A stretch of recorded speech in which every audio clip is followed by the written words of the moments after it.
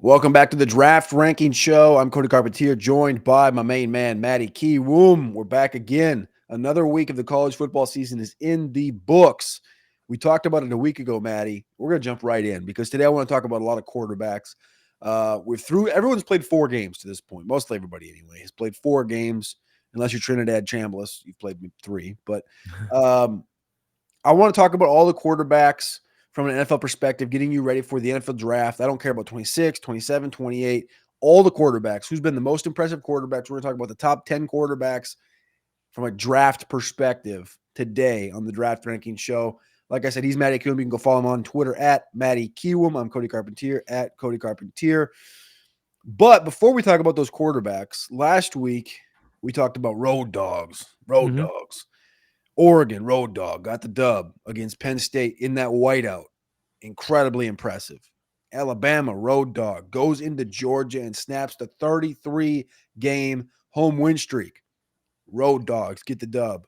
We saw Ohio State. They were road favorites going into Washington. Supposed to be a tough spot. They were on a 22-game home win streak. Snap that. The one we missed on was LSU. LSU, road dog. That thing feels like it imploded. They feel like, I think Mensch mentioned it on the McShay show. He said that when they didn't have a running game, Caden Durham didn't play, it kind of looked like this whole team reverted back to 2024. Had an injury at receiver. The offensive line kind of regressed. Nussmeier looked like he was pressing. The defense somehow forgot how to play football, and everything just kind of changed. And LSU lost that game to Ole Miss. Also, we just got to give to Lane Kiffin, because I love Lane Kiffin. He had a phenomenal week last week.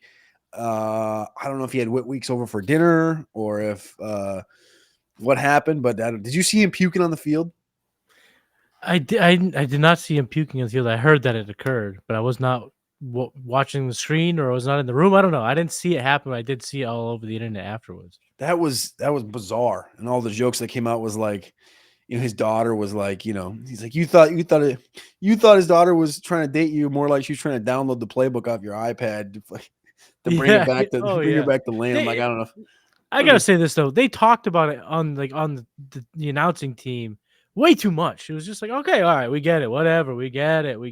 Yeah, they talked about it the whole freaking game, dude. It was crazy. That's 2025 drama for you right there. Yeah. But Ole Miss pulls the dub out, and Trinidad Chambliss pulls through and continues this, I don't know if you want to call it bizarre hot streak that Ole Miss has found themselves on. The AP put them number 4 overall in the country. Trinidad, again, ran for 71 yards, passed for 314. He had 385 total yards. Again, he's a senior transfer from Ferris State, 6 foot, 200 pounds. This is supposed to be Austin Simmons' job. Simmons was there at SEC Media Days. Like, they've loved Simmons. He's been dealing with an injury. And supposedly this last week, Simmons was 100%, and Chambliss was just kind of like the choice. Like, that was just like, we're rolling with Trinidad. And I'm like, how can you not? And I don't know if we talked about it on the show last week, but I know we texted about it after the show, a couple days after the show, going into the weekend. And I was having like mixed feelings about the LSU thing, because it felt like the Trinidad story makes too much sense for success and for Heisman purposes. And I was like, dude, this has like all the makings of like 48 hours from now being just like the Trinidad show in the Heisman conversation. And you look up, it's Monday, September 29th, and On3 just tweeted out Heisman Week 6 poll. Dante Moore, John Mateer. Well, also shout out Dante Moore. We'll talk about him in a little bit. John Mateer, Diego Pavia, who we talked about a couple of weeks ago. I mean, that ticket was deep. Was that a plus 15,000 plus? Yeah, I couldn't get it, and I couldn't bet it in Massachusetts. But when we were looking at it at the time, this was a couple weeks ago, it was like 15K. We even played it out the roadmap, and it kind of, this week's right a big there. week for that. He's right there. And then Trinidad Chambliss is now number 4 on the Week 6 Heisman poll from On3. And then our guy Ahmad Hardy is number 6, just to throw that little curveball in there, running back from Missouri. But I think Trinidad, this whole thing with Trinidad, I don't know. Did you watch this Ole Miss LSU game a little bit, and did you have some thoughts on Trinidad at all? I think this is a phenomenal story, and If there was going to be one person to nuke our bet from last week with the Road Dogs, I think Trinidad's the guy that I would be okay with it happening from. Trinidad, the story's great. He definitely plays with experience, and that's, I mean, when you look at the resume, this kid's played a ton of college football. Uh, and did not in the highest level, admittedly, but he's been, in college for a while. Now he's at Ole Miss getting his opportunities, and he looks pretty good. Sometimes you wish this story, if he was 6'3", Oh my gosh. 215. Now we're talking NFL radar. I don't know if he's going to have NFL radar, even with the class. And we're going to talk about it. Today's episode is pretty much going to be focused on this quarterback discussion and how it's morphed over this first, full month. But I think he's playing with poise. He's what Lane Kiffin needs. But can you completely rule out them going back to Simmons? Simmons was playing damn good ball too. Yeah, but do you get and why I think the Chambliss thing has legs is because like we talked about last year, he won the Division II national championship, so he's a winner. Mm-hmm. Spent 4 years at Fair State, rushed for 1,000 yards, had 51 total touchdowns responsible for. Mm-hmm. He's got a little bit of this, it's a little bit of that, you didn't lose your job, but you lost your job situation where you got hurt and then the guy came in, and the guy that came in kind of has a little bit of that Johnny Manziel, Baker Mayfield. He's got juice. He's definitely some juice. The team's going to follow this kid. He's got that little it's how do you – I get it. Okay, he has a good game, against Arkansas. Okay, cool. Congratulations. And then you're like, all right, he blows out Tulane. Mm-hmm. Okay, congratulations. And then you have the number 4 team in the country come in with what has been perceived as one of the best defenses, if not the best defense in the country by a lot of people. And this kid's got a hot hand, and you go, you know what? We're going to roll with the kid with the hot hand. And then he does it, and he almost has 400 yards. At that point, and this is why I said it last week, you're 48 hours out from the Trinidad show. And it's not getting as much pump as I thought it would. It's getting some pump. Like I said, he's top 5 on the On3 Heisman watch list thing. But it's not quite to the level I thought it would be after coming through that game and doing what he did. Now they get Washington State this week, or they're on a bye this week, and then they have Washington State next week, and then it's at Georgia. I wonder if Washington State, a team they should beat by 60, if Simmons does get to play, whether it's a start or coming late, or if Simmons starts that game, doesn't look great, Chambliss comes in, whatever. They can do whatever they want with Washington State, but then you got to go into Athens. And obviously, Georgia just coming off that loss this last weekend to Alabama. They have another home game this week against Kentucky, so they'll win that, get that streak started back up, number one. And then is Ole Miss able to come in and zap that thing? Are they going to roll with Trinidad, or are you going to roll with Simmons? They got a big situation ahead. They're now the number 4 ranked team in the country. I think that's very interesting, but I don't know how you take the football out of Trinidad's hands when you know Austin Simmons is going to be back next year. It's right. And Simmons is young even for his grade level. He's crazy young prospect. So you could see how, like you mentioned, you're benched without really, saying you're benched. We could use the injury. You'll get him next year. We're going to roll with the experience here. So it's interesting to play out. But the reason why I guess I'm not fully on the bandwagon is you kind of brought it up too. It's the schedule. I mean, from the bye to a game where probably multiple quarterbacks do play. Between those two aspects, does Simmons work his way back in enough that we're going into that game in Athens not knowing who the quarterback is? And if we don't know if it's Trinidad, then I think that's enough of a obstacle for the story to truly get to where it needs to be for him to get that Heisman Trophy, get on the national buzz in terms of being an NFL prospect, because he is having to, climb a pretty tall mountain, being 6 feet, 200 pounds, former D2 athlete. Story's great, and we've kind of seen it. I mean, just a year ago, Cam Ward's story, not too unfamiliar, kind of, taking an unconventional route to D1 and taking the world on by storm and getting all the way to the #1 overall pick. So, Trinidad will have that chance to keep the story going, but I'm just not. I'm going to take a little bit because this lull going into Athens could be enough of a window being creeped open for Simmons to come back, who, like I said, had his accuracy issues, had 4 interceptions on the season. But I think showed a lot, and obviously is a pretty premier prospect too. Was the guy who won the job going into the year. All right, we'll come back to a couple of picks at the end of the show. We're going to jump into the top 10 quarterbacks, though, because we're 10 minutes through, and that's the rules. I think Matty's going to come around on Trinidad, and I hope this is what I would do if I was Lane Kiffin. I'm not obviously coaching. I'm never going to give Lane Kiffin advice, but I think what would be fun is you go through the bye. Austin Simmons is 100%. Throw Simmons out there to start that Washington State game. Trinidad gets the fourth quarter because you're up by 55. And then in that Georgia game, you go right back to Trinidad.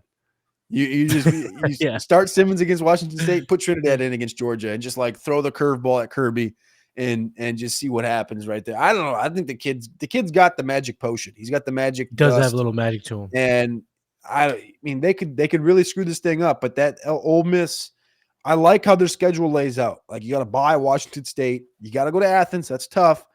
Yeah. Norman's not going to be what it's laid out to be right now, the number 5 team ranked in the country. That's complete fugaze. That is the most fugazery number 5 ranking team in the country that I've seen in a while.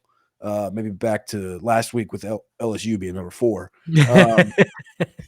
Just kidding. And then they got the Citadel, Florida, and Mississippi State. Like I think Ole Miss could actually reasonably run the table here if they can get to that Georgia game, or nonetheless be 11-1. Anyway, top 10 quarterbacks for NFL draft purposes through the first 4 weeks of this season. Again, we're a quarter way to the national championship as far as games played, 4, 8, 12, 16. You got to play 16 to get to the national championship. A lot of these guys have played 4. Some of these guys have played 5, like Dante Moore, Fernando Mendoza, Jaden Maiva, things of this nature. Not all of these guys that I'm going to name off are going to be draft eligible, Matty. But one guy that we do love is draft eligible, but we don't know if he's going to be out. Do you want to start? Do you want me to start? Like, I kind of just want to go through and have a conversation about 10 dudes that have been the most impressive. And I probably just want to start at the top and just kind of like work our way down the line. Yeah. And this isn't 2026 draft. Like I said, I can't say this enough. This isn't 2026, 27, 28, because I don't want to have the conversation of like, if Dante Moore is going to be in this class or if Arch is going to be in that class. We're just going to sparse it out too. It's going to take too long for conversation just to sort that out, let alone just talk. We just want to talk about the quarterbacks and how they've looked in 2025. That's 5 minutes of fugazery. Yeah. Second time of that drop on the show. Had to get that in. That'd be a good side bet with like Tiger or something. How many times can I fit fugazery into the show? You'd be like, you can't do meow. that. Listen here, meow. Why don't you get that car, meow? That was 3 times in like 7 minutes. All right. QB1 for NFL draft purposes, through the first 4 games of the year, first 5 weeks of the season. To me, it's Dante Moore, the quarterback from Oregon. He's been fantastic. Again, this is one of the highest ranked recruits in the country a couple of years ago. He's technically draft eligible. He's a redshirt sophomore right now. Started his career at UCLA, had 5 starts 2 years ago, sat at Oregon for a year last year, and took that red shirt behind Dylan Gabriel in this offense with Will Stein. And he started this year off at like, to me, the first 4 weeks, we talked about this. He's been impressive. I think he really caught my eye in the Oklahoma State game. Everyone's like, Oklahoma State sucks. I'm like, yes, we know. Obviously, Gundy gets fired. Northwestern's the next week. They go on the road, like a high 10 a.m. game, body clock time in Chicago. Looks great. They don't give up any points till the last 2 minutes of the game. Throws a bad pick. Yes, he's young. Again, 8th career start. Then they got Oregon State at home. Rivalry. 300 yards, 4 touchdowns, no picks, efficient, shows he has legs. And then you go on to the true test, the big test. Again, you've played Power 4 teams. You've played Oklahoma State, Oregon State, Northwestern. They can hate on you all they want, but last I checked, that's Big 12, Big 10, and Pac-12, Pac-2. And then you go on the road to Penn State. And Matty Kiwoom, that boy, tell you what, even if you would ask people before the year, who's going to be the most impressive quarterback on September 27th in State College, a lot of people would take Drew Aller. Now, a lot of people were starting to get out on Drew Aller before the year. And in week 1 and week 2, and it feels like now everybody's kind of out on Drew Aller. Maybe we'll talk about him. Maybe we won't in the top 10. We'll see. But Dante Moore has been the most impressive quarterback that I've seen this year from an NFL perspective of just like honestly ball spinning. And it's one of the things like this is going to sound stupid, but I got this one buddy that I played high school football with him, and I grew up playing football with this kid, and he was 6'3", and he was 215, and he was like the prototypical. He wasn't the right 215 till college, but he was in high school. He was like 175, and then he blew up the first year of college. But he played junior college, but he was very quiet. Didn't want to like push the button to go. Like he got like how you get like invitations in the mail to go to schools and go to camps and stuff. He got like Florida State camp offers and South Carolina, all these different stuff. And we're from Minnesota, right? But he was like the best ball spinning quarterback that I've ever seen with my live eyeballs for like the longest time. Right. Okay. And then obviously I started to go to more college games, more NFL games. And then eventually, you get to see Joe Burrow live. That changes the game. Fair. But when I tell you that this kid was special, this kid was playing varsity, like 9th grade, 10th grade, set all the school records, like in line with a lot of state records if he would have played long enough. Made the state championship twice. Like he was really good quarterback. Best ball spinner, accuracy, downfield that I've seen it with my own eyes. Like I said, this is going to sound stupid until I saw Joe Burrow. Dante Moore is fucking special. Layering the football, the accuracy. Like I know he can have a bad throw here and there. That pick against Northwestern was terrible. But that kid's got, this is like, you just said, like, you're watching a quarterback play football, you're just like, that's it. Like, if you, again, helps to have a clean pocket, helps to not play against the most ferocious defenses in week in and week out against Oregon State and Oklahoma State. I get that. But Penn State, last I checked, got a pretty damn good defense. Denied Dennis Sutton's pretty good. They got a couple of good backers. That's a team that spends money on talent. Yeah. And he's in there doing the same shit, 75% completion percentage, no picks. In that environment, it didn't even look like the environment was really affecting him.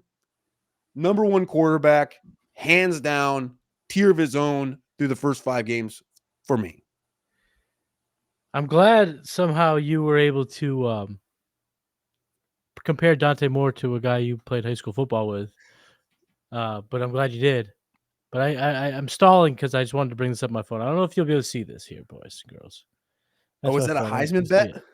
That is the number 1 overall pick for next year's draft. Dante Moore at plus 3,500. Don't look at how much I spent because I'm not a big gambling spender. It's not about the bet. It's not about It's about saying Nana and a boo boo. We were first. That's no. It's not about the money. It's about the analysis and the thought. It's about the analysis and thought. Just so I can go, ha, you're a Dante Moore guy. Oh yeah. I'm just kidding. But McShay would tell you suck because you do that. Oh, that's fine. But I mean, you listen to that guy's podcast, and it is my favorite draft analysis pod, other than this one, obviously. And you have to do it. You got a victory lap to victory laps and say when you say things with your chest. It's fun. Of course. But anyway, he does the same shit. Of course. It's the game. It's the best part of the game. Nana boo boo. I'm Dante Moore guy, and you're not. Everyone. I'm just kidding. Again. But you kind of covered all the bases. You kind of really talked about how impressive he's been, and I agree. The numbers are there, the statistics are there. But what I'll just add, and what's really stood out to me, Dan Lanning Oregon offenses, they've been so polished over these last handful of years. So polished. Just, professional outfit, clean scheme, right play calls, good, right place, right time type play calling, right? But over the last few years, they were operated from 35-year-old quarterbacks. And of course, I'm joking, but these guys like Bo Nix and Dylan Gabriel had, 60 starts in their careers. They played so much. Dante Moore only having 9 dropbacks last year with a Ducks uniform, steps right in, and it's just like as clockwork, as smooth, as competent, as poised as it's been with these, very, very experienced quarterbacks. And I would say, excuse me, if you line up just Nix, you line up Dylan Gabriel, and you line up Dante Moore, and you go talent for talent, bam for bam, M for M, Dante Moore stacks up higher than all 3. He's the highest touted prospect coming out.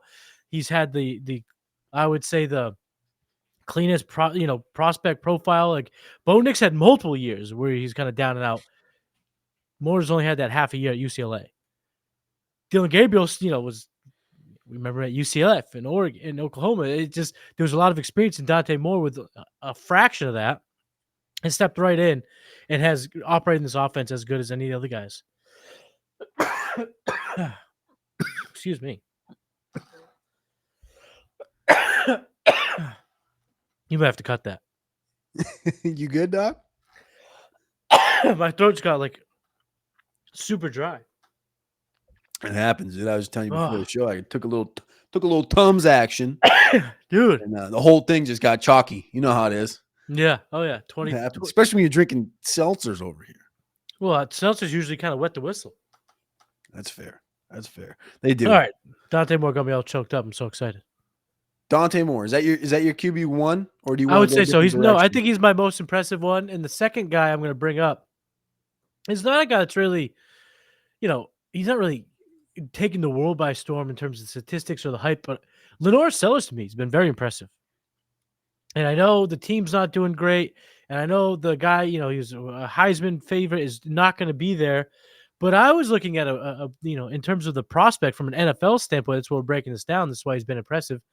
We knew the athletic attributes were there. We knew the size, the speed, the arm strength, the arm talent was there. But we wanted more poise. We wanted more development in the passing game. And now you look up, is that right? 67% completion percentage on the year? Yeah. 80% adjusted completion percentage on the year? Oh, okay. So the turnover worthy plays are down. He's taking care of the ball. Only one interception this year. So I've already been impressed with the natural talent. Now I'm getting impressed with the progression. And I think now, it doesn't take the season's probably in the trash for the Gamecocks. The Heisman season's long gone for Lenore Sellers, but if he can rattle off some big marquee games against some big marquee opponents, Oklahoma's still on the bill, Alabama still on the bill. Those games are at home. If he could show out in those games, those big SEC games, I think it'll just, we'll be saying, what's the saying we use every year when we're doing NFL draft stuff, Cody? The draft is a flat circle. And I think Lenore Sellers, to me, is going to be at the forefront of that conversation because we're going to forget about him because the surface stats, the highlights, the big marquee games aren't there now.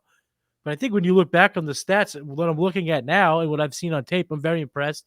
And if he does declare this year, he still is very much in play for that first QB off the board. I don't know if he's number 2 for me, but I will say this. I think it's interesting that the flow of the season kind of naturally buries a guy like Lenore Sellers, where like I remember obviously week 1, like against Virginia Tech, he goes down the first drive of the game and everyone's like, holy shit. Wow. This is going to be a year. This is Lenore Sellers Heisman season. He looked unstoppable. He was awesome. He hits our, what's the big dog's name? The big receiver. Nick Harbor. Hits Nick Harbor on a big play in that game. And you're like, we're here. We're doing it. This is the year. Sellers looks great. And then they drop a couple games they get dog walked by Vandy. And then they lose to Missouri.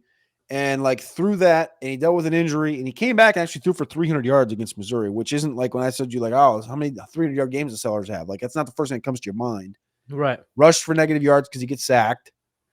And people, it feels like you don't see anybody tweeting about Sellers anymore. And then this week, they get Kentucky, and he's 11 for 14.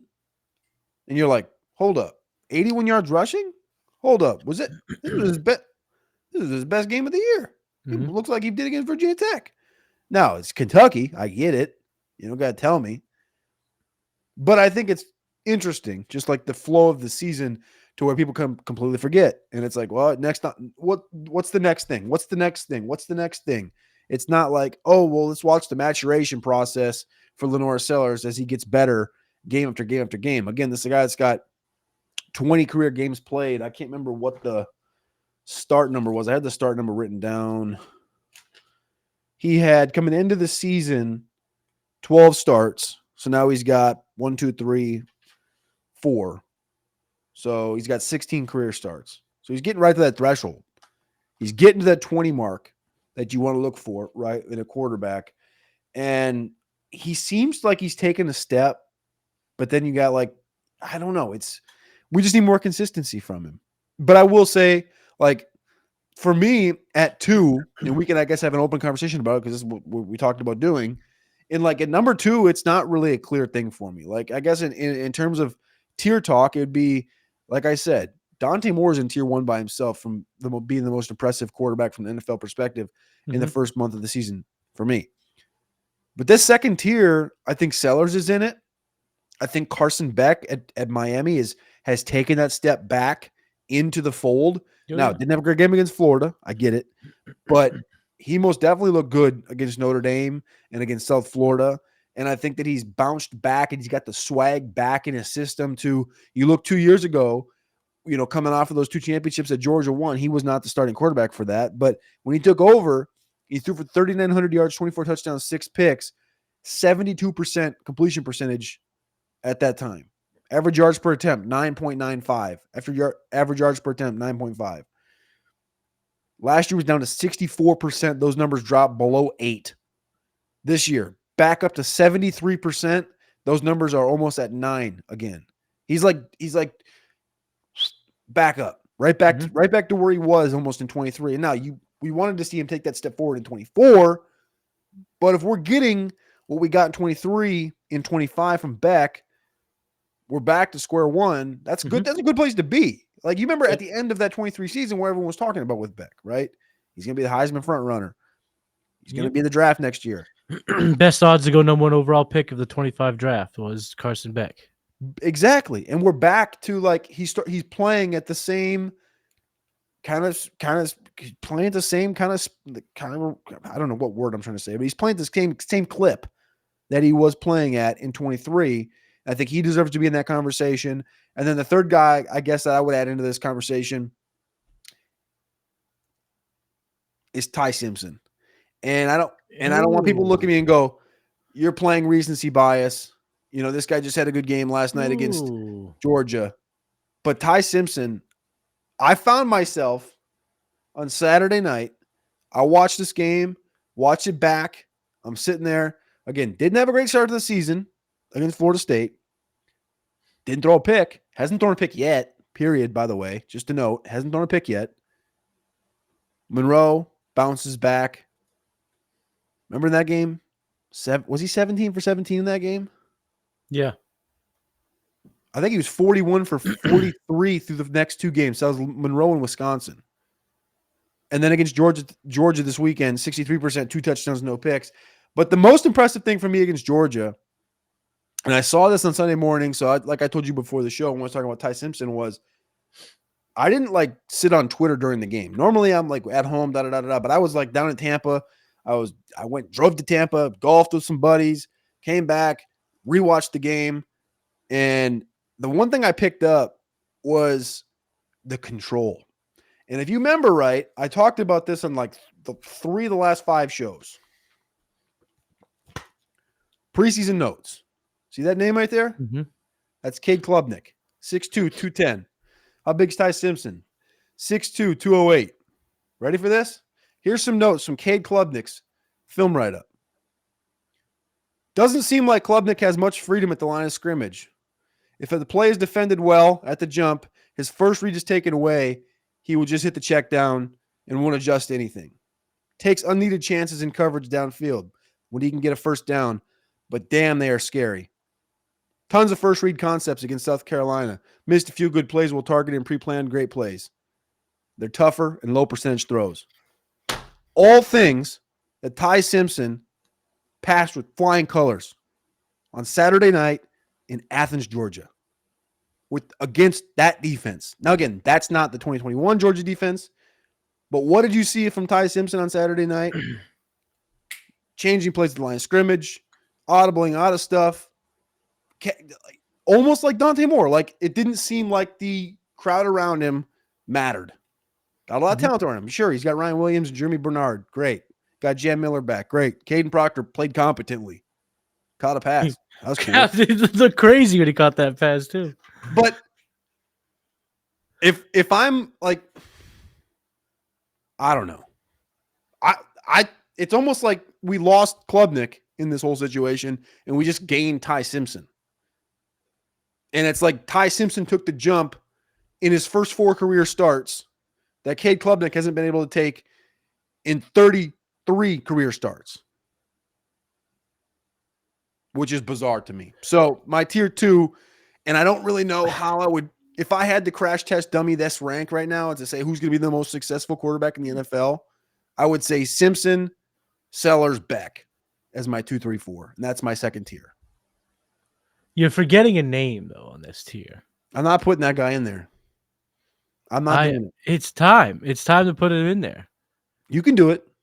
I am putting him in. John Mateer needs to be in there because he's in every which way you're giving Lenore Sellers the benefit of the doubt. You got to give it to this kid. Can I say one thing? You can say 5 things. Okay. I like John. Only 5. I like John Mateer. But from what I've seen from John Mateer, here's one thing we can't do. And I'm only going to bring this up because I've seen people say it, and it's easy, natural comparison.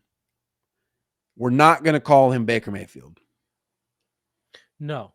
Because, and I'm going to say this, it helps to see these guys in person. We've talked about this for the last couple of years. When you go to these events and you see these guys live, you know where I was this weekend. I was in Tampa. Mm-hmm. And I saw the Eagles game against the Bucs. Mateer, you could give Mateer 10 years to try to get to the level as a downfield passer as Mayfield is, and he would never get there. Yeah, well, Mayfield definitely had a better deep ball, even coming out of Oklahoma. So That's what I will I'm give saying, that. Though. Like it's just like, but I don't think that's not. I don't think that's the comp for Mateer anyway. That's been a comp. I've seen it.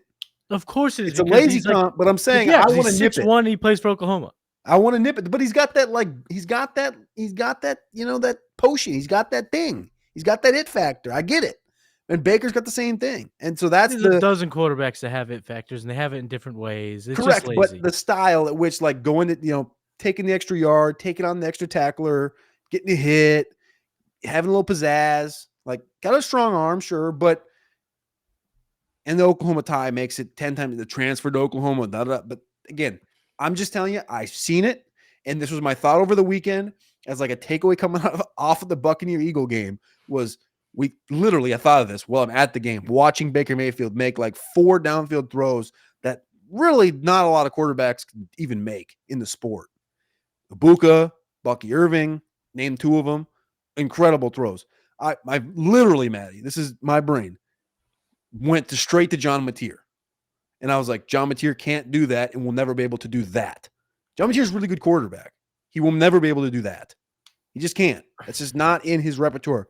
Like I said, 10 years, maybe 11 years, he could probably get there. This is not to hate on Mateer in any way, shape, or form. I'm a big fan of his style, of his moxie, of his arm talent, his strength, him transferring. I get the whole 9 yards. I like the dude. But he's not Baker Mayfield, who's number 1 overall pick. See, but here's the thing. This is the gymnastics that you just did there. Is you took Mateer and immediately compared him to a quarterback that probably all 3 guys in the tier 2 are not going to be able to do. Carson Beck is not making deep throws like that. Ty Simpson's not making deep throws like that. That's not their game. Lenore Sellers might be able to make deep throws, but I don't know if he's going to be that pinpoint. Yeah. The sauce of Mateer is his ability to kind of just play backyard football, which can be a detriment. So that's why I didn't have him as my number 1. I had more, and then I put up Sellers as my number 2 because I think if we're going to play the projectability game, give me the Lenore Sellers, athleticism. Give me that if we're doing the big ball of clay analogy. Where Mateer, you kind of have to fix some things with his footwork, with his release. Yep.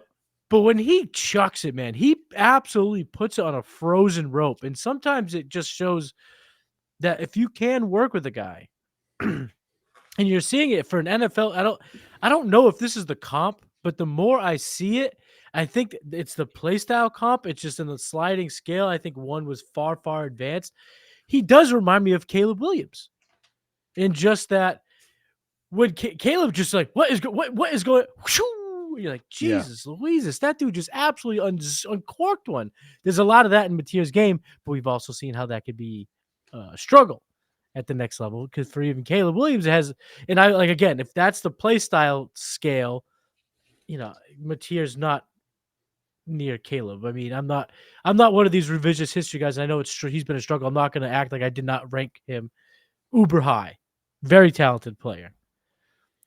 So I have him more of I think Matier's more of that player, but I think he has to be in this tier of athleticism because if you're looking at it from an NFL lens too, you know this as well as I do.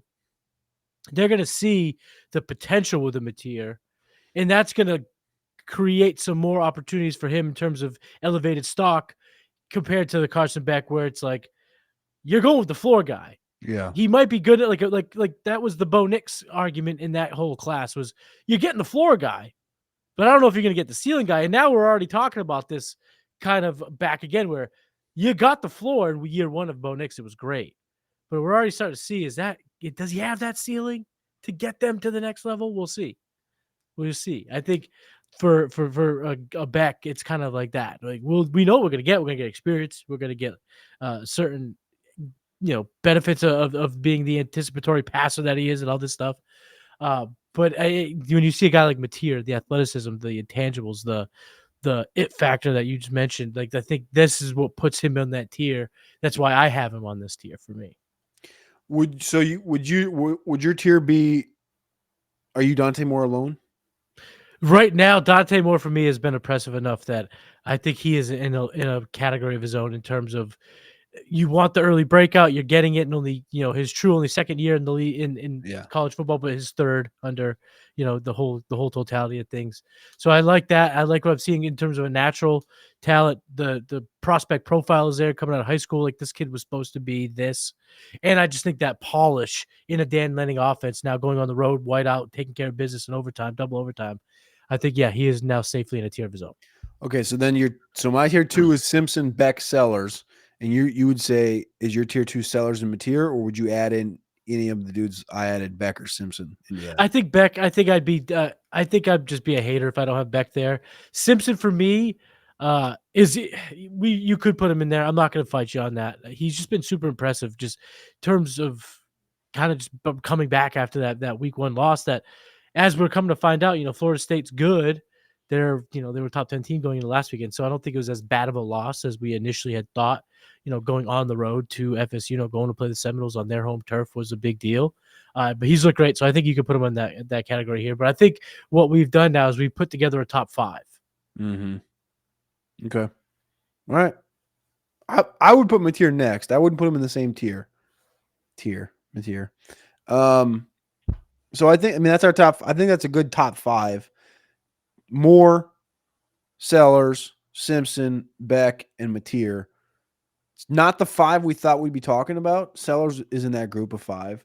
Obviously, Nussmeier, Klubnik, Aller, not quite to that threshold at this time. Do you have another name that comes up next? Because I know where I want to go, and I think it's time to pull the trigger on him. But there's 2 guys that I think they're side by side. You go, because when I'm going through my list here of quarterbacks that are most impressive to me, I'm not going to end up getting to the guys that people listening are going to want us to get to, because they just haven't been impressive to me. I don't think we're going to get to those guys. So you take it, and then I'll just inject here. You lead the ship here. You do it. You be the captain of the ship. All right. I was trying to play. No, I agree. Baseball. Do a little. No, you're trying to be a point guard here. Passes me the rock, but let me just rebound. Let me just rebound for you right here. All right. Just, handle my biz on the interior. All right. Number 6, in the same tier as John Matier for me. 2 guys. Fernando Mendoza, who I think feels like this year's shook situation, and Jade. But it's a better situation though. It's a better situation. Yeah. It's a better situation. I think he's been a little more impressive. Not a little. He's been vastly more impressive. And he wasn't 28 years old when he became impressive. Yeah. And the one that's right next to him for me is Jade Mayava from USC. That's the name. That's the name I was going to go to next. Okay. So I'm glad you put these 2 on the same tier, because I think that they would be my next 2 as well. I think we're on the same page here. But we'll start with Mendoza, okay? Because I think Mendoza is pretty cut and dry. You've kind of heard the name, right? We've heard the name. But when I look at the player, he's awkward. It's not. Yeah, he's awkward. To me, it's awkward. I thought he would have a little bit more shimmy to his game, because the talk about why it would work so well at Indiana was the ability to kind of do the RPO type attack, and they have when they've needed to. But I just thought he'd be a little bit more fluid in his movements. He feels like too much of a statue passer for me, and I don't know if he has the arm talent to just get for an NFL team to go like, that's my guy. I want a statue passer. I know he has a good arm, but like I just don't know if he like throwing off platform. I haven't really seen enough of it. There's just a lot I haven't seen yet, maybe, but so far I think he's been impressive enough to be in this next year that we're talking about. Did you see the bad beat this weekend with Fernando Mendoza at the end of the game with Iowa? The loss of yards for the rushing yards, or it was I didn't watch the end of the game. It was okay. So I'm going to share it on the screen for those watching on YouTube. This is the benefit of watching the show on YouTube every week on the draft rankings. If you're listening on podcast on the Player Profiler feed, we appreciate you. We love you. Please go over to the Draft Rankings podcast feed, as always. Subscribe there to the Draft Rankings feed so you get the feed first. You get this show first on the Draft Rankings feed 8 hours before you get it on the Player Profiler feed, 8 hours earlier, and you can also get it on YouTube. But if you're on YouTube, you can see this video I'm about to pop up right here. This is Fernando Mendoza, one of the worst beats you'll ever see. Second half spread was Indiana minus 5.5. It was tied 10-10 at halftime. They're up 20-13. And he's going to take this ball not the Meadowlands here, and run straight backwards. Take a safety as time expires. 5-point game. I'm worried. Is Mendoza a gambler? How did I miss that? I didn't. Oh my God, that he had to have been gambling. Why? It was 3 seconds. He just had to take 3 steps back and go down. I don't know. That I can understand doing it at the end of the game where the points literally don't matter, but you want the 7-point lead. Now you go 5-point lead. That was. So now I'm gonna have to question his decision making the rest of the season. Holy shit, that was horrible. 50 yards. He took a safety. Anyways, the kid looks good. 16 touchdowns, 1 pick. He had 16 touchdowns all of last year with Cal. His 16 touchdowns, 6 interceptions. His touchdown rate has raised from 4% to 13%. His yards per attempt has risen from 7.8 to 9.9. Air yards per attempt, 7.9 to 12.1. 73% completion percentage. Took another 5% bump from his freshman year to sophomore year, from 63 to 68, and then 68 to 73 this last year. Fernando Mendoza, like, here's the thing. You brought it up. You talked all the way through it.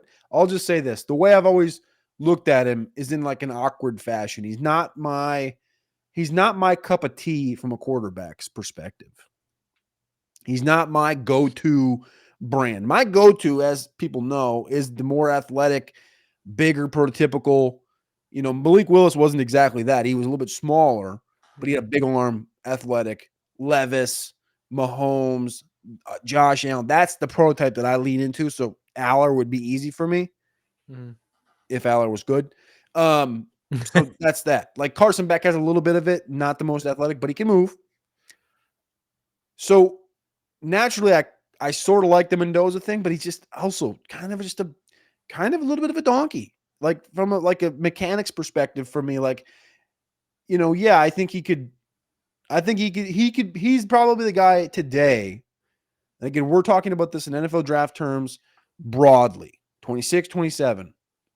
Doesn't matter what class you go into. He's going to be in the 26th class. But for this whole conversation, I think he's the most prepared to go into a team in the year 2026 and play a football game in the NFL for an NFL franchise. Like, he's the most equipped today to go in there and do that, I would say. And I think that puts him up into this conversation. Otherwise, I'd be good putting him in tier 4. No, I think that's fair. I do think, like I said, he presents like a solid floor. He definitely seems like the type of quarterback that would keep. He feels to me, and I don't know why I always go to this one. Maybe because I always frame these prospects in terms of NFL potential.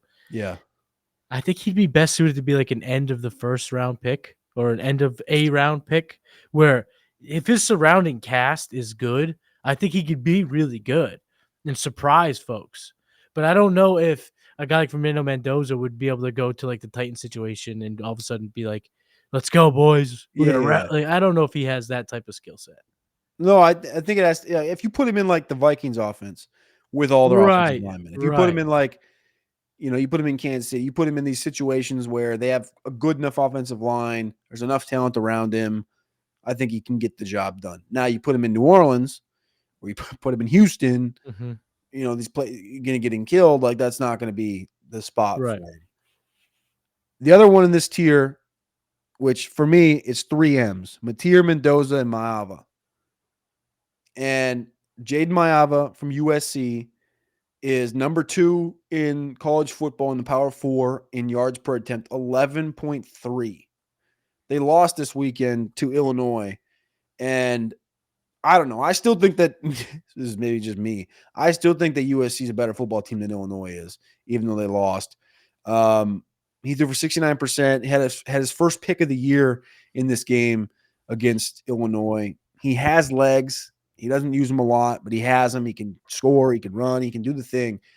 But I think as far as like just the fluidity at the quarterback position, Jaden Maava, he feels still like a little bit of a wild card, which is why I'm okay putting him in this tier because, like I told you before, I put Matir in this tier because I like him. I don't love him.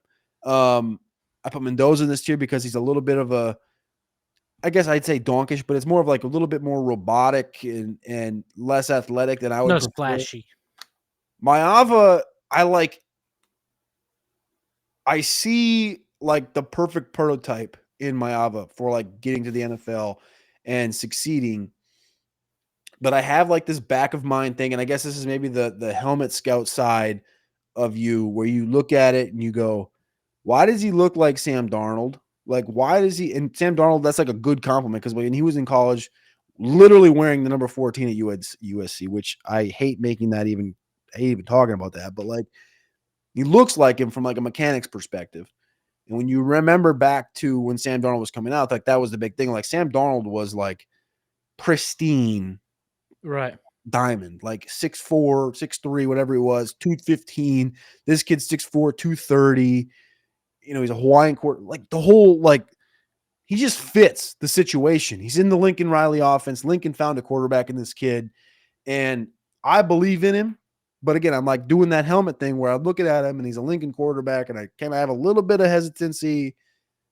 I don't think he's nearly as good as Caleb quite yet from a college perspective. But when you're talking about the NFL perspective, I think this kid can do a lot. I think he can throw on the run. I think just overall, he has, I think you brought it up earlier, like as far as the floor goes, good. As far as the ceiling goes, elite for Maava in USC. And he's got some talent around him. Oh yeah. I think Lane missed this game, but Mekhi Lemon was playing. Went off. Looks fantastic. But I don't know. Do you think Maava deserves to be in this, even in this top, like in this? He feels like a volatile player in this whole conversation. I think so, but I think really the volatility starts because it just was such an afterthought in terms of the quarterback landscape going into the season. So Yeah. I think you talk volatility is the wide range. If he was started with a little bit more hype, I think we would be more excited. It's just been a huge rise. But helmet scouting is not good as a principle, but it's also shouldn't be completely thrown out. I mean, we have trends, we have historical facts that we should reference, and we should always trust our eyes, our ears, and the wisdom of our experiences. And what we've seen is Lincoln Riley make Baker Mayfield the first overall pick.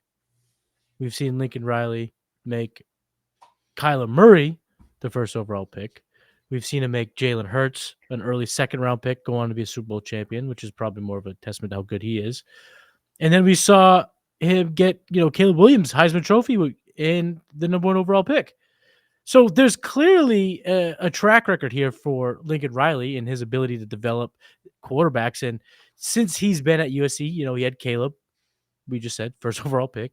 And then Miller Moss. Miller Moss isn't necessarily the quarterback that he's going to be able to elevate, but Jaden Maava is.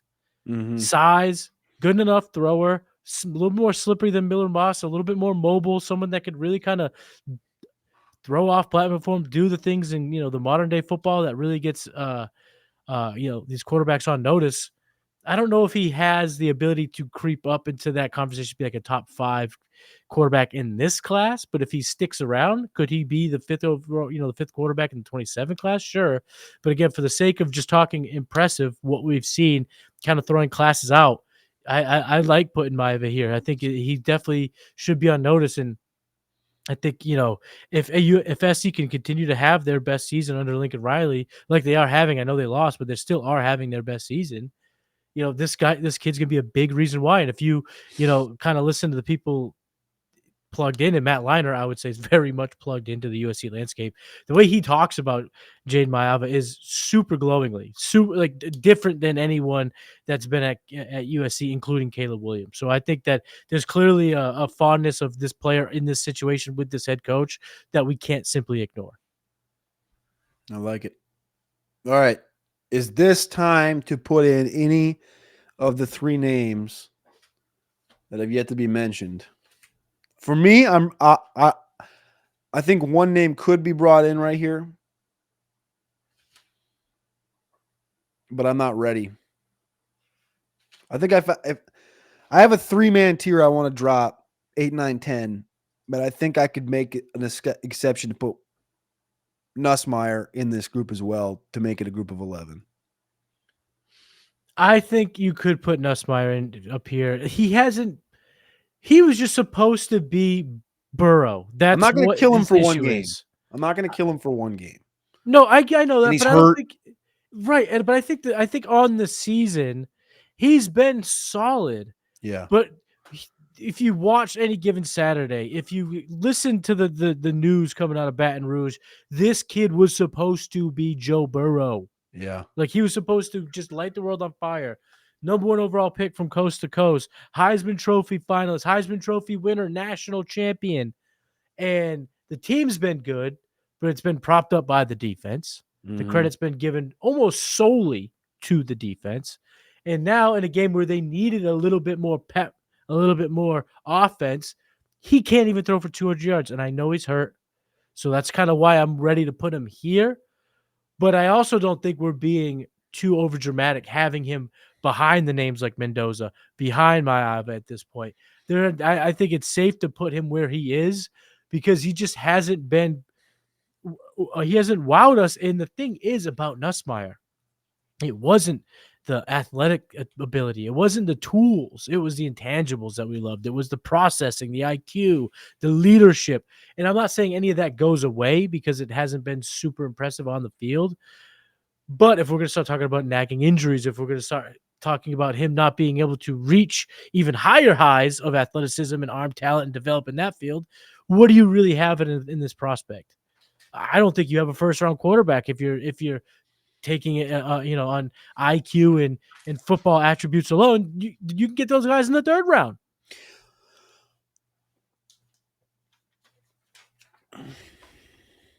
The ceiling is the name, and the grade is the game. The ceiling is Matt Ryan, and the game is 2nd, 3rd round, which you just said 3rd round. That's how I had him graded coming into the year. And like Aller and Klubnik, he hasn't taken a big leap forward. Now, again, I do believe wholeheartedly in my comp of Matt Ryan in saying Nussmeier can be Matt Ryan. He can get to that he can get to that point. If he would have been a Heisman this year, if he would have won the Heisman Award stylistically and now accolade-wise, we would have had him on par with a Matt Ryan. And yeah, would have been one of the top picks. Yeah. I think there's still a lot here. I'm also not going to write him off. I think I have to put him in here because it'd be an injustice not to have him in here. From he's hurt. He's playing good ball, not playing great ball.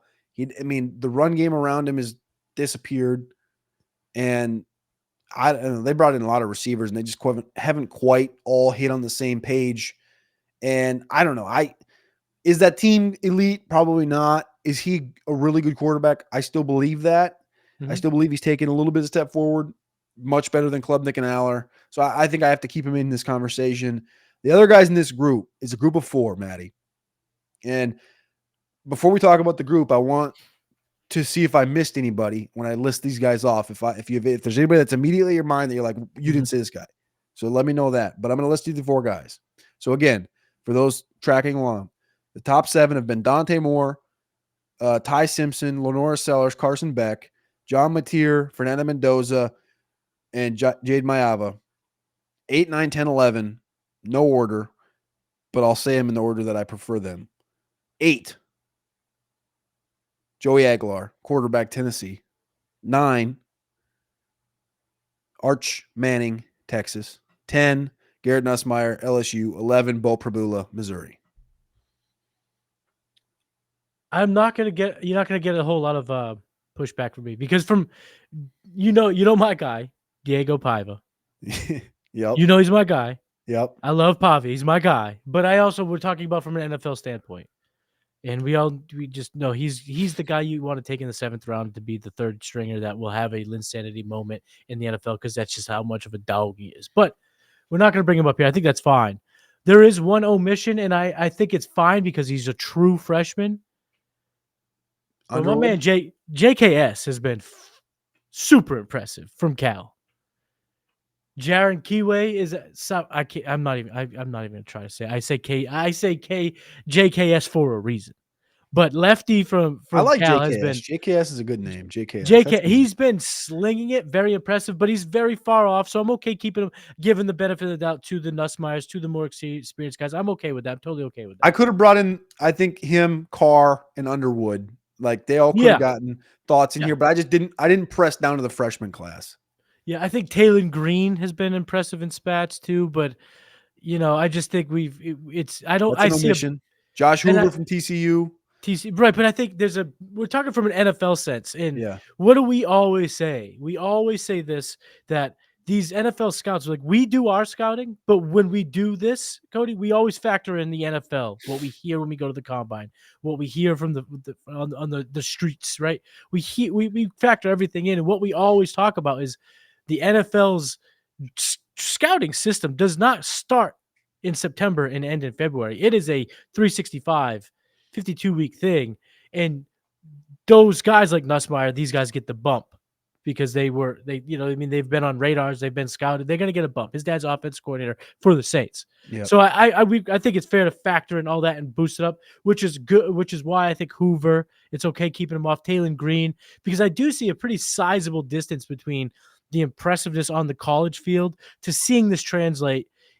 We see this all the time. We've done this long enough now, and we've gone through the off season doing this together enough now. We see the hype guys that it's like, oh man, we're talking about them in Halloween. But once we get to, the combine stuff, you go, okay. So I think that those guys lie in that gap where the names you brought up, I think, are the most interesting. Nussmeier, Arch. And then, but what I want to start here is my guy. Because we've talked about Aguilar in the past, and I know he lost that game to Georgia, but he balled out in that game, and he really hasn't slowed down. The numbers are still there. Yep. There's still a lot to like about this player, and I think to keep him on this list, I think it was awesome. It was a good call, and I would also have him as higher than Nussmeier. You had Nussmeier at 10. I think the 8, 9, 10. I think your order is pretty spot on too. How you had it even through 11 with Pribula. How do you say Pribula? I don't know. Pribula. He's been good from Missouri. He's been good. The odd name out, you would add Pavia. No, I think Pavia is like that. The outside of the 10 looking in. So I think your list, Aguilar's right, Nussmeier's right, Arch is right. I think those are right there. And then your outside looking in, what was Pribula? I think. No, my outside look. Well, he's one of the. I mean, I threw Nuss in there because I was debating with myself the last 20, 30 minutes about that. But Pribula was like in. Nussmeier was the one that popped. Oh, okay. So I would flip those two then. I would have Nuss in my top 10, and I would put Pribula in then the next category of, like, the Hoovers and I put Raiola and Sam Levitt are the two guys on the outside of that. Sam Levitt is now kind of that outside looking in. Yeah. Raiola, I think, is just, if he didn't have he's become a joke, which is kind of sad for the young man. Still playing good football. He's playing super mediocre football. I don't agree with that. I think he's playing super fine football, but I don't think I have now this. But again, this is not his fault. But this kid was billed to be special. I don't see him as special at all. When I watch him, I don't see special. I see a good player. He's young, so he could get there. I get it. So yeah, I guess if you want to put him in this outside looking in tier, that's fine with me. He's been fine. He's been fine. But to say he's been special in any regards, I don't see it at all. Really? Yeah, I don't see it. I don't see it translating. He's super young. It can still come. This is only his second year in college, only second year as a start. It can still come. But if we're gonna put JKS out and Underwood out, I think Rayola's kind of in that outside looking in where it's like I could see it, but so far, like again, it's been fine. It's been fine. I just haven't been. He wowed. seems advanced for his age. That's fine. You could call it advanced fine because I do kind of I think jumping on it as harshly as I did it doesn't factor in how young he is. And once It's not like this guy doesn't have like 7 picks and he's like throwing 51%. No, and he's not Anthony Richardson. 19 years old, 20 years old. He's super young. So I should have not been so harsh because I do see him becoming special. I just don't think he's there quite yet. Yeah, I wouldn't even fought back if this guy was at like Syracuse and he had like 6 picks and he's throwing 61%. I would, and if I brought him up and you're like, no, I'd be like, you're right, I'm an idiot. But like, you're right. I think there's a little bit again. He's got room. He's got to grow. Yes. As does Beck, not Beck. I don't know why I said Beck. As does Arch. Yep. As does Perdula. Like there's needs to be growth with both of those guys. Levitt needs to come back and grow again. Like I think there's stuff that needs to happen there. Is Arch too high? Because I think the thing with Arch is that I've seen him grow, and I guess I'm closer to the situation than most in covering Texas. But I think this is a good spot for him in this tier because we still know he's got another year and a half. And how he's overcome the Ohio State thing through today, I believe this Florida game and Oklahoma is going to go a long way in what we kind of view him as. And I like what I've seen the last 3 weeks. So I'm keeping him at least in the ballpark because you can't again, people are going to say, this fucking guy sucks. You couldn't be in the top 12. Blah, blah. Like you can say what you want about him. I listened to his media availability today. It was like 14 minutes of straight nothing. Like he was asked 25 questions and he answered none, essentially. He's that media trained. He's dialed, right? From that perspective. From a on-field perspective, I think he's in a great space. He's getting coached by Sark. He's obviously got the family. You don't got to go over that shit. But getting through like one of the most brutal hurdles you'll see. I mean, look what Matt Patricia did to Damon Williams this weekend. Dude, unbelievable. Ended him. Like we might get to the end of the line. Very, very, very high odds on this happening. We could get to the playoff. Ohio State could be undefeated at that point. And we look back and go, Matt Patricia's defense is the best defense in college football. Mm-hmm. And it all started when he made Arch Manning see ghosts like Sam Darnold back when they played the Patriots. And all of a sudden, that doesn't make the Arch thing look as bad. He broke Arch out the gate for sure. But if Arch gets through that, which he has, and grows and learns, and you can't teach his size, you can't teach his downfield arm when he's on. Now, does he need to work in the shallow areas and in the crossing routes and in the dig routes and all these different areas in the short room? 100%. He's the polar opposite of Quinn Ewers. Quinn Ewers was like 5 to 8 yard merchant. Right. Arch wants to put that ball 55 yards down the right and left sideline across the middle. He wants to do all the deep down, big play bullshit. He can do it right when he's on. There's a lot to grow there, but you can't teach the shit that he has. You can't teach that profile. You can't teach that resume. You can't teach that, how he was growing up. You can't teach any of that shit. So I think he deserves to be still in this top 11. It's just too much. The ceiling's just too high. This is what I would say. I think where you placed it was perfect, and because I think if you left it up to the masses, they'd have him way off the list. But I think if we were being truthful to our process, he should be in the same tier as Sellers, Mateer, and Simpson, because we gave them all the if we're going to allow projectability, and I use that term a lot. If you're not familiar, projectability is a baseball term. It's like what you see could be there, the potential that could be there, and kind of letting that fill into your analysis. We projected Sellers, we projected for Tier, we projected for Simpson. We gave him the bad game in week 1 and forgave it because he's been playing well. Well, so if Arch rattles off a win against Florida, rattles off a win against Oklahoma, and all of a sudden he's 3 SEC, 4 SEC games in and he's undefeated, what are we going to do? Just going to play this yo-yo game with Arch Manning when we're talking about it? No, we should just be consistent. I think what we did here was talked about how the shortcomings of the small sample size of the season, but also recognizing that he has to be on this list, because if we're going to be truthful to the process, how can you leave this guy off? Because if he's going to dominate in these next month, this is what we talked about leading up to it. He had the cupcakes after Ohio State, the bye week in SEC, and it was in that transition where we were going to see what he was made out of. He passed the test before the bye, right? Went and had a really good game. I know Sam Houston, but that's what he was supposed to do what he did. Now they get the break.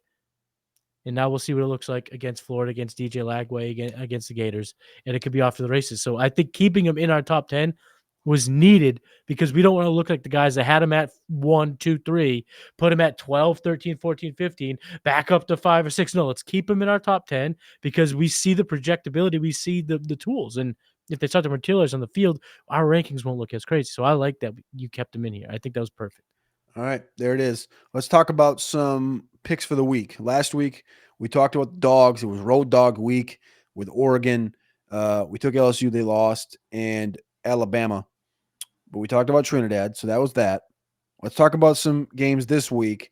But first, I want to run through this top 10 quick. Again, this is the listed names that we've talked about. Dante Moore, tier of his own.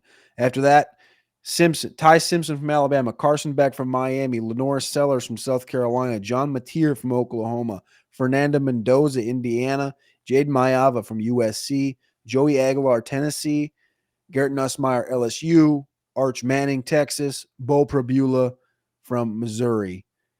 Matty also brought up Diego Pavia. I brought up Sam Levitt. We both brought Levitt up. And Dylan Raiola as some other names that we have kind of keeping an eye on outside that conversation. One more thing. Your odds on that Dante Moore number 1 overall pick were what? Plus 35 hundo. He's at the plus 1,900, 6th best odds to be the number 1 overall pick in the 2026 class. Fernando Mendoza is plus 300 right now in FanDuel, number 1. Shocking. Lenore Sellers is number 2, plus 350. Well, we know why that's the case, right? Yes, we do. Number 3, Garrett Nussmeier, plus 460.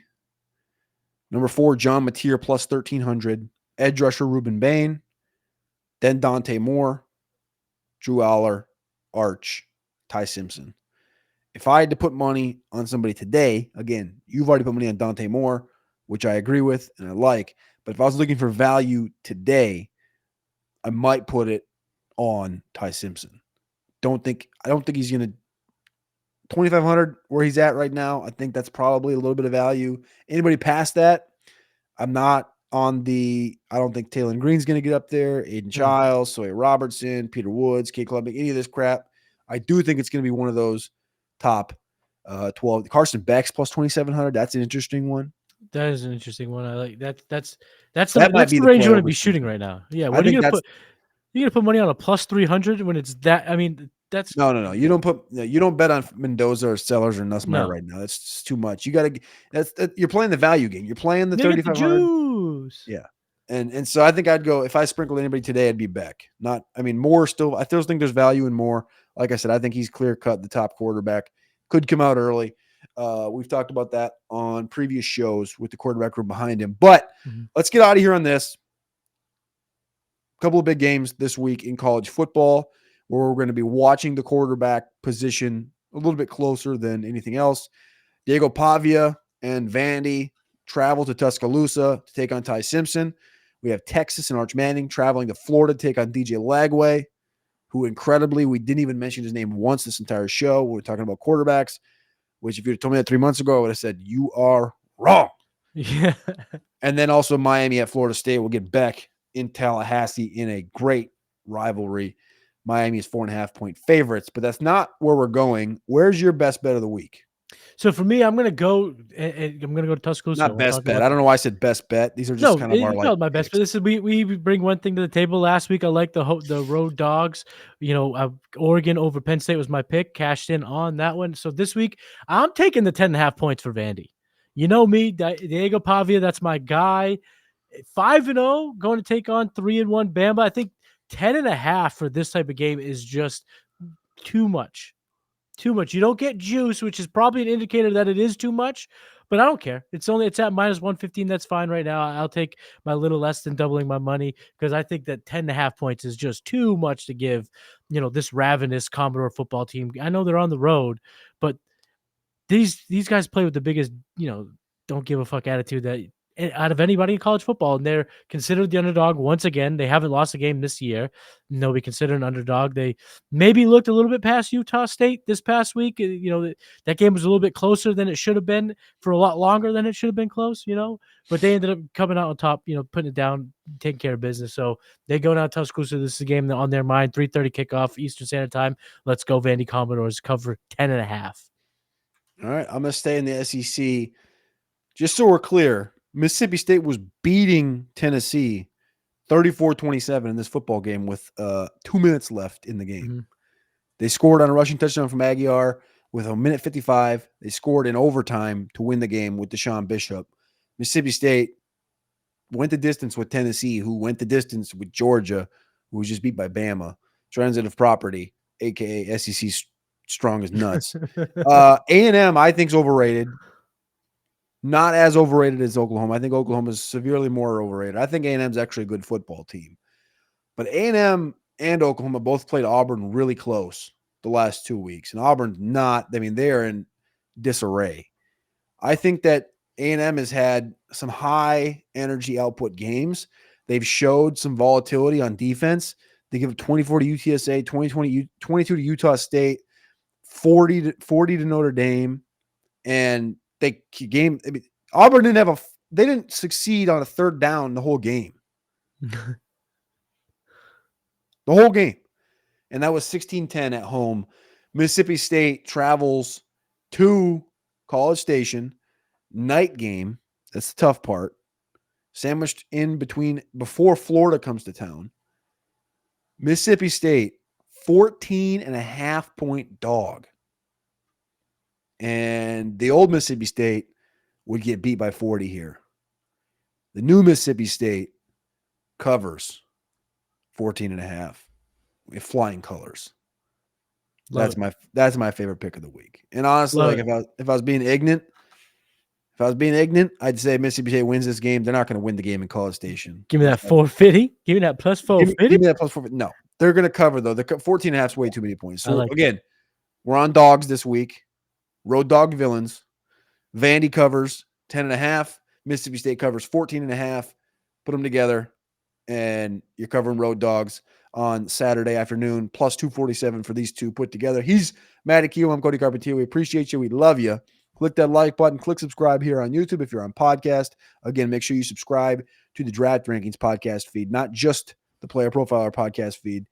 And make sure you can get the podcast 8 hours earlier every single week. Especially when we start to ramp up more towards draft season, you're going to want to be tapped in and locked in. Appreciate y'all. Love y'all. And we'll see you next week. Peace.